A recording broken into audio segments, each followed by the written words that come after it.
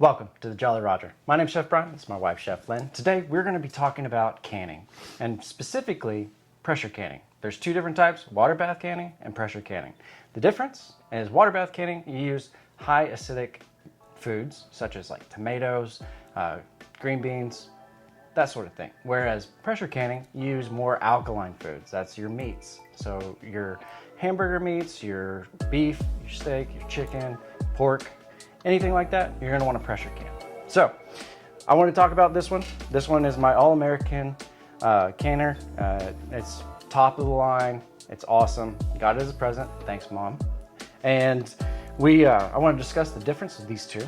This one has a pressure gauge, so you actually have a dial that you can pay attention to, and the weight. And the weight goes from 5, 10, 15 PSI in pounds of pressure.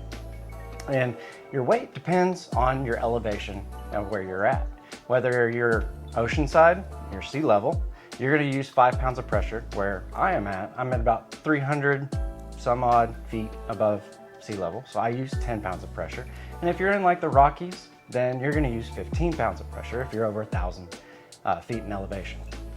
So the main difference between these, this is the cheap version, this is our Presto. It's Presto. And I bought this one just because I didn't know if I would like it or enjoy canning. But the difference is it doesn't have a gauge. So you only use a weight, and it has a ring. It comes with 2, but we lost the other one, which, hey, we don't need it anyway. So also this one, as you can see, has a seal that is removable. And you're gonna wanna have a couple extra seals on hand. I have yet to replace one. I was about to say, we haven't replaced it, and we've had this for a while. I had it for about 5 years, and it's done everything that this can do. So you don't have to go out and buy top of the line. Try this one first. Exactly. And if you enjoy it and you need an extra canner, because we do both at the same time. Yes. Because our capacity is limited between both of these, and their capacity is the same as well. And so, if you'll hold that so I don't make a loud noise. This The last cut. lid, this lid actually doesn't have a seal, and it's solid aluminum. So when your heat starts expanding that aluminum, it'll actually seal and expand, and it won't allow air to come out. So let's get into talking about our other tools that we need. We definitely need a shelf. That goes in the bottom. And the reason is because you don't want contact between your burner and your jar itself, because that can actually make your jar crack or explode inside your canner. Nobody wants that. So you always want to have a shelf. These both canners, they can handle 7 quarts at a time or 14 pints. If you're doing 14 pints, then you need an extra shelf. So you'll have one at the bottom, you'll have 7 pint jars, and then you can use your other one on top of those and then have room for another 7 pints. Most of the time, when we can, we're doing it in quarts because we do a bigger quantity of food. And then we're gonna get into our ball jar grabber. It's where the little silicone is. That's where you grab because it holds better. And then it works both for your normal size lids, and it also works for your wide mouth lids. And the difference between why you would want a wide mouth or a normal mouth is these are better for liquid, whereas your wide mouth, it's a lot easier to get chunks out. So you can actually or in. It's a lot easier to get them in, and then you just dump it out and it just comes out. However, that's the difference. So I would use, if I was making stock and I canned it, I would use a normal mouth on jar. And if I'm making beef stew, then I would use a wide mouth. Then that goes into our next tool. It's called our debubbler. What we do is when we put in our ingredients into our jars, we fill it with liquid, and usually it's water, but we're gonna want all the bubbles as we can get out of this jar. And then we're gonna talk on Friday when we actually show you how to make our beef stew from scratch all the way up to the canning process. We're doing the raw pack method, just so y'all know. But we are gonna talk about your headspace. Headspace refers to the amount of space that you leave between your food and the top of the jar. It is very important, especially when your recipes. So if you have like a 1-inch headspace, there's a bottom ring right here, and that to that bottom ring is 1 inch. And if you're talking about pints, typically that is about 1/4 of an inch. So you would go from the top of the rim of your jar and then lower down to 1/4. And that's where you stop filling your jar. So I think that's about the rundown of everything that you need to actually start pressure canning. And like I said, if you're new to pressure canning, go out and get you a Presto. And I'll look up the price. I got mine at Walmart. I'll put the price, what I find today's price, I'll put it up there and show you. And then we're going to get into making our beef stew for tonight. And I know it's summertime, it's really hot outside, but this is the time when gardens are coming in through. If you garden, this is the time you're gonna be canning anyway, because you wanna preserve everything that you grew through the summer to have it in the winter. So this is the time to start canning anyway. So we're gonna make some beef stew. See you in a second. All right, so we got our beef stew. I went ahead and opened one. I wanted to show you. All I do is I take the side of my finger, give it a little leverage. He does this so we can reuse the lids. Correct. They say you're not supposed to. Well, we do about 2 or 3 times. Yes. But that releases the pressure.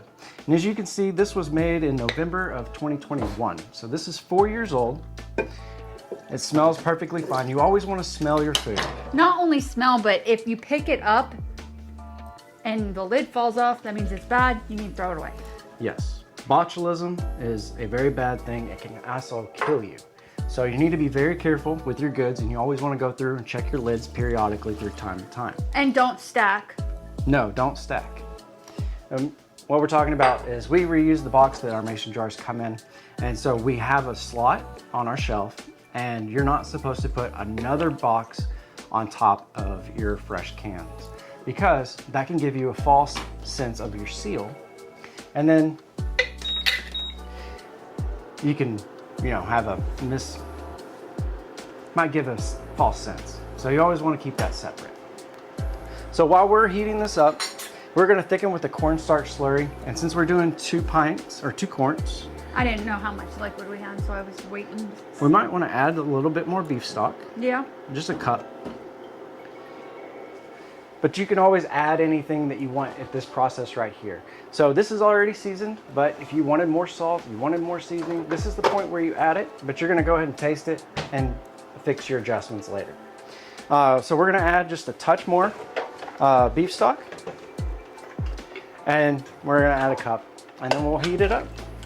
Now, I wanna talk about recipes. We have this ball jar. They come out with a big book all the time.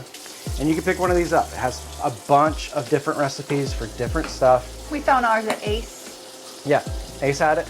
Ace Hardware. If you don't have a hardware store that carries that sort of stuff, then you might want to look on Amazon, look online, and get you one. I mean, in this book, there's hundreds. It says over 400, I think it says on the front of the thing. 400. Yeah, 400 different recipes just in here. And there's pickling, pickles, lots of different stuff. Yeah. I was looking through it and I was like, wow. Yeah. So, I mean, we haven't canned everything, but what we have canned, we've done chili, we've done beef stew, we've done pot roast, we've done whole chicken thighs, we've done ham before. We saw some ham on sale and thought, why not? We'll pick it up now and can it, and then it's good for 10, 15 years down the road. So, another thing is the National Home Foods Preservation website. It's ran by the government. And what we did is we just got a 3-ring binder and we printed out every single recipe that qualified to us. And I even printed out all of them just because, we might need it eventually. And I just have that for referencing when I go through, and it's got a step-by-step on your recipe. You have hot packs, you have raw packs, which I'll be showing you a raw pack on Friday, showing you how to make this beef stew right here. Now all we're waiting for is for this to come to a boil. You want it at least 203 degrees, so that reacts with your cornstarch and it'll thicken up to the right consistency of a beef stew. Because right now it's a beef soup and we want a stew. So we're boiling now, and this literally took maybe 8-10 minutes just to come up to a boil. And we have 2 tablespoons of cornstarch with equal parts of water. And that is your paste. And we might not use all of it, but we might. And there are a few things that you cannot can. One being pasta, One being anything that has flour. And or the next, cornstarch. do what? Or cornstarch. Or cornstarch. And the last is rice. So those come dried anyway. So like we can our chicken soup. We leave the noodles out, and then when we want chicken noodle soup, we'll just make the noodles and then reheat the soup and then combine them when we're ready for it. But those are the butter. I know you're not supposed to do butter. I do know that there are people out there that do butter. can their butter, and they've had good success with it, but it's not recommended by the FDA. But that is, you want to go a little thicker? Yeah. I think we do one more tablespoon. And how to know that is Your one preference. tablespoon. Well, it's also your preference. But 1 tablespoon of cornstarch is to thicken 1 cup of liquid. And I thought we had two cups in here, but we might have 3. Well, we added an extra cup. We did add an extra cup, but I think it was needed. That's okay. We'll just do 1 more tablespoon of cornstarch, and then you have dinner done in 15 minutes, tops. It's a great way to save money, number 1, and grocery prices are getting more expensive as time goes by. So if you can something today, 5 years from now, it's going to be more expensive. There we go. That's looking better. Well, there you have it. That's beef stew that we're showing you Friday on how to do it. Super easy, super simple. But you have dinner within 15 minutes. You can't beat that.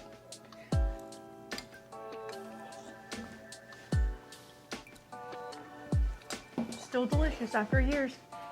It's a little hot. You should have blew on it. I did. A little bit. Obviously not enough. I love this beef stew. Anyway, thank you so much for being here. And if you made it this far, thank you so much. Like, share, subscribe, comment, and come back Friday. We're doing a raw pack beef stew, pressure canned. Super simple. All right. Peace. You can't beat this. Nope. 4 years ago. I like all of our seasonings we put in it too. Yeah, I do too. But Use less we did this vegetables. 4 years ago. Uh-huh. And we're eating it today. Mm-hmm. You should have blew on it. See what I've just dealt with? You want some water? Wow. That was hot. The potato was fine, but the meat was like really hot, and I wasn't expecting it because I wasn't either. my first bite was warm. Warm, but not, All right. Whew. Peace. That was unnecessary. No, it wasn't. It was very necessary.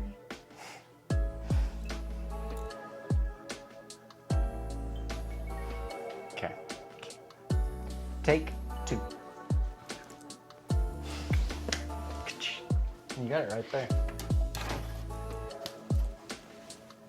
Take 2. Action.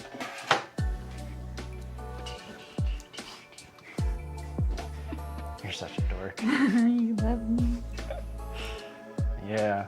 How's that? Better than the first time. This is a lot better than the first time. Oh gosh, it smells so good. We love our beef stew. I want to go. Yeah. No. Nope. Let's not do that. No. Cinnamon, watermelon, rind, pickles. No. No, that doesn't seem very appetizing. Pear pickles. We need to talk about it in case there's like an emergency. Down having- 911. That having spare food on hand, ready to go. Or you come home from work and you don't feel like cooking. That's happened a lot.